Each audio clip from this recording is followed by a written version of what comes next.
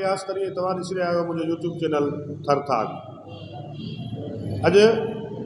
पाण ॻाल्हाईंदासीं लाड़काने जे नौजवान संजय कुमार जे क़त्ल केस जे बाबति, जेके 3-4 ॾींहं अॻु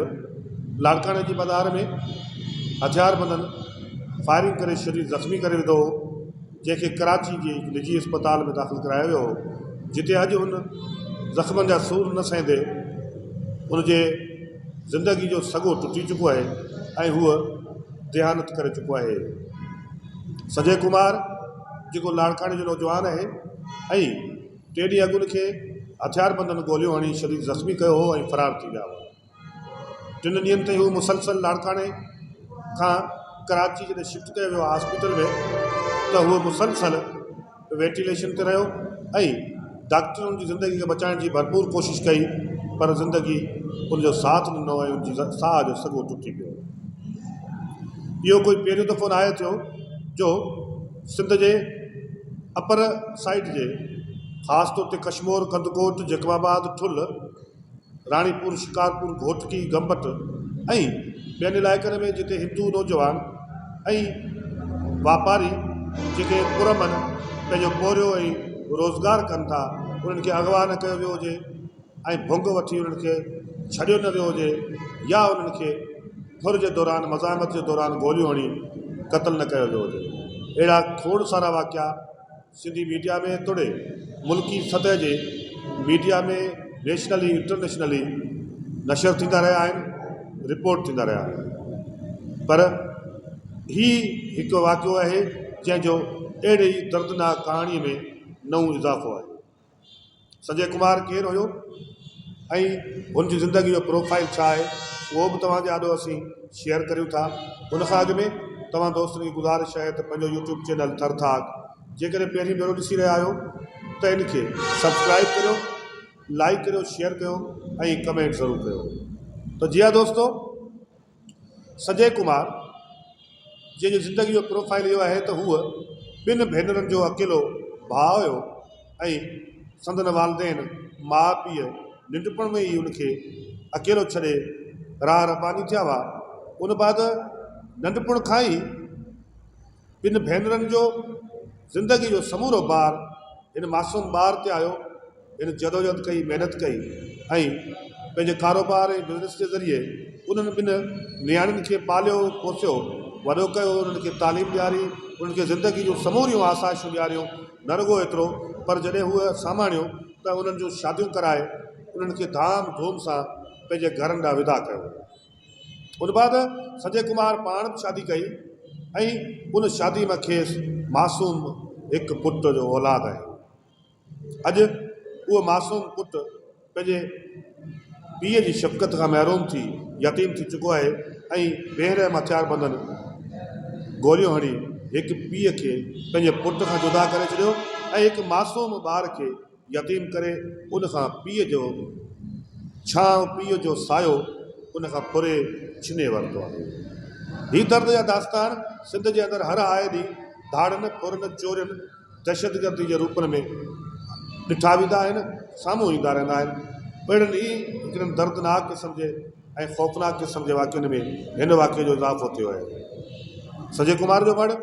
कराची खां लाड़काने आंदो पियो वञे, जिते आख़िरी रस्मूं अदा करण बाद संदसि मढ़ जो अग्नि संस्कार मक़ामी शमशान घाट में थींदो। हिंदू पंचायत लाड़काणो जा जेके बि अॻुवान आहिनि उन्हनि न रुगो कराची वञी संजय कुमार जी अयादत कई हुई, पर साॻे वक़्त ते उन्हनि मज़म्मत कई हुई, शदीद एहतजाज कयो, मुतालबो बि कयो त फौरी तौर ते जेके हथियारबंदनि जिन संजय कुमार खे ज़ख़्मी कयो आहे उन्हनि खे गिरफ़्तार करे कैफ़रे किरदार ते पहुचायो वञे। ऐं साॻे वक़्त ते सिंध जो जेको घरू वज़ीर आहे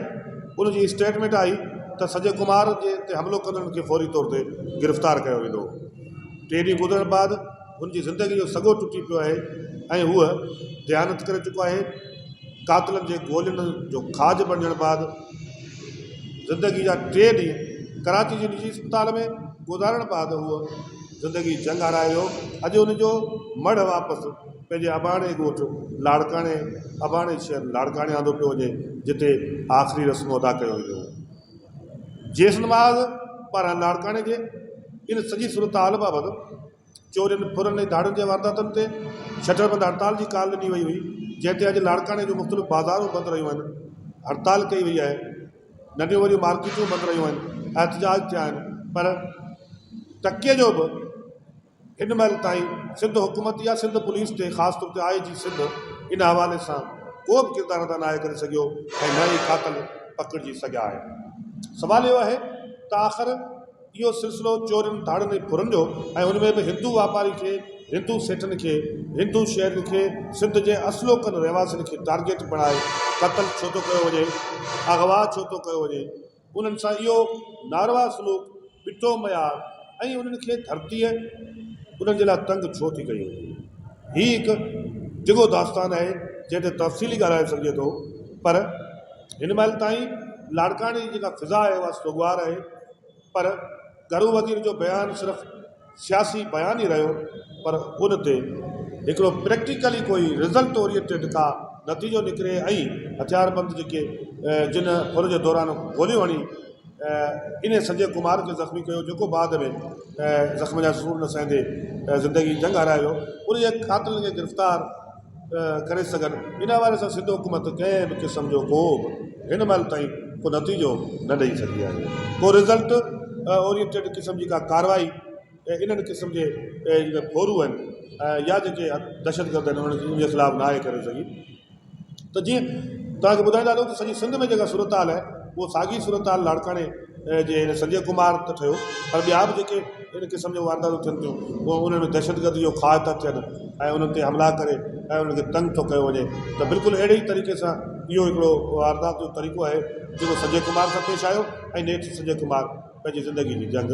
हाराए चुको हो। बुनियादी तौर ते संजय कुमार ते हीउ पहिरियों दफ़ो हमिलो न आहे थियो। संजय कुमार ते हिकु दफ़ो अॻु में ई चवनि था त काफ़ी वक़्तु अॻु बि हिन ते हमिलो थियो ऐं हिनखे ज़ख़्मी कयो वियो, पर उन में उहे फोरू जेके पकड़िजी न सघिया। ऐं हीउ ॿियो दफ़ो थियो आहे जो शब बरात वारी शायदि राति हुई या उन जे वेझो ई कोई ॾींहुं हुयो, उन दौरान संजय कुमार खे गोलियूं हणी उनखे जेको सो शदीद ज़ख़्मी करण बाद जवाबदार फ़रार थिया। उन्हनि जी केस बि दाख़िल थियो, पर को बि रिज़ल्ट न आहे निकितो, को बि जवाबदार गिरफ़्तार न आहे थियो। आख़िरकार जेको